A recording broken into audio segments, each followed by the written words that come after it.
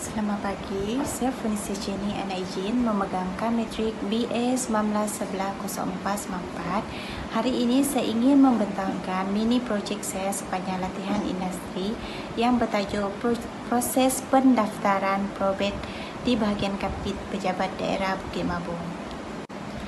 Untuk pengenalan, probate adalah satu proses pentadbiran harta pusaka untuk ditabir dan dipindah kepada waris atau pihak lain.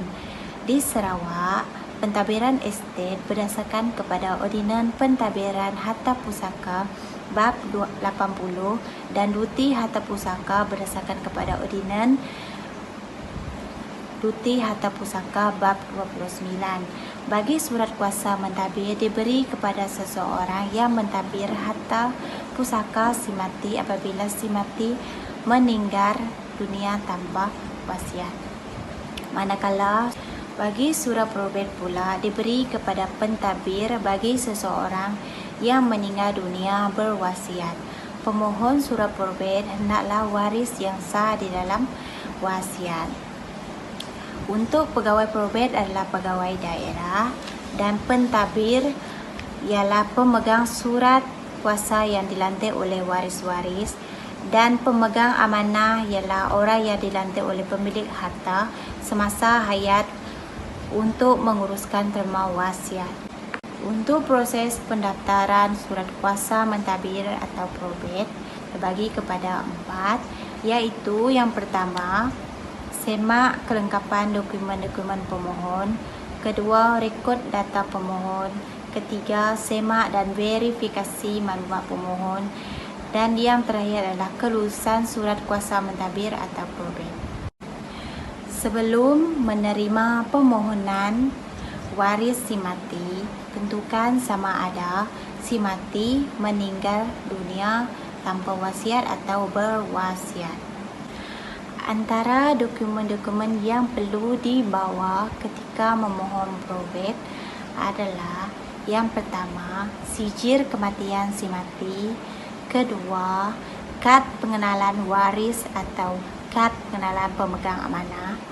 Ketiga, sijil kelahiran waris atau waris-waris. Keempat, sijil anak angkat jika berkenaan.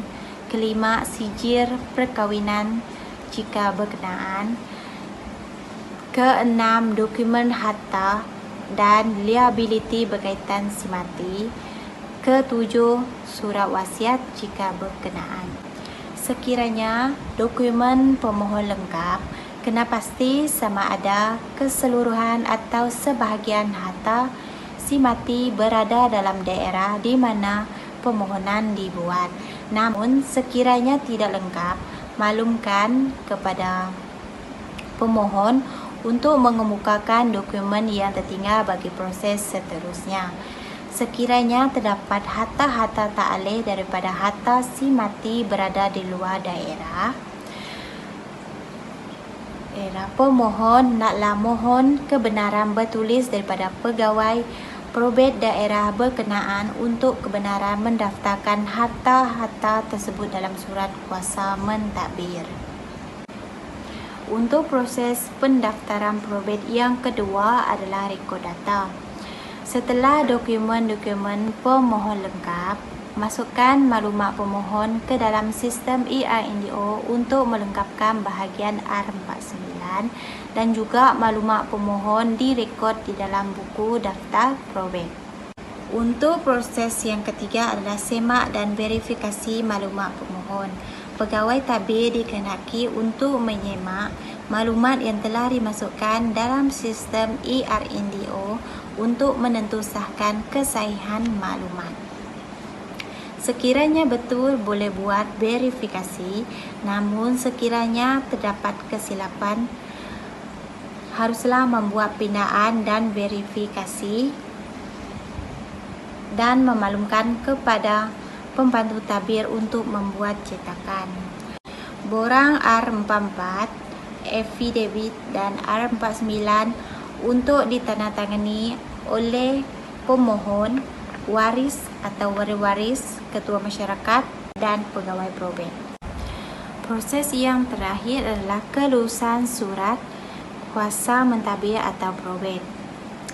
Pembantu tadbir mengemukakan kepada pegawai probate untuk meneliti maklumat dalam sistem e-INDO dan hard copy. Seterusnya, sekiranya berpuas hati, pegawai probate boleh membuat kelulusan, dan sekiranya tidak berpuas hati, boleh membuat pembetulan dalam sistem e-INDO dan meluluskan. Pembantu tadbir ditugaskan untuk mencetak surat kuasa mentadbir yang telah diluluskan dalam sistem e-INDO untuk ditandatangani oleh pegawai probate, iaitu menandatangani surat kuasa mentadbir dan affidavit dan buku daftar probate. Pemohon dimaklumkan untuk mengambil surat kuasa mentadbir yang telah ditandatangani oleh pegawai probate dan meminta pemohon membawa salinan asas sijil kematian. Belakang sijil kematian dicapkan dengan probate matter nombor, volume dan folio. Setelah itu, surat kuasa mentadbir diserahkan dan pemohon diminta untuk menandatangani akaun penerimaan dalam buku daftar probate.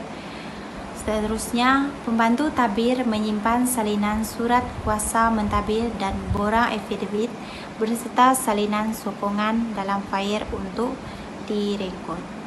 Untuk kesimpulan, secara keseluruhannya, proses surat kuasa mentadbir atau probate ini merupakan pentadbiran harta pusaka seseorang yang meninggal dunia yang dipindah kepada pewarisnya. Pendaftaran probate atau surat kuasa mentadbir ini mempunyai prosedur pentadbiran yang mengikut undang-undang yang telah ditetapkan.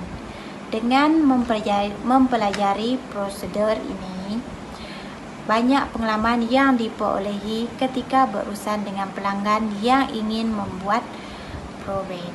Dengan pengalaman yang ada ini akan digunakan dengan sebaik mungkin apabila mengambil bidang yang sama ketika dalam latihan industri ini di alam pekerjaan yang sebenar.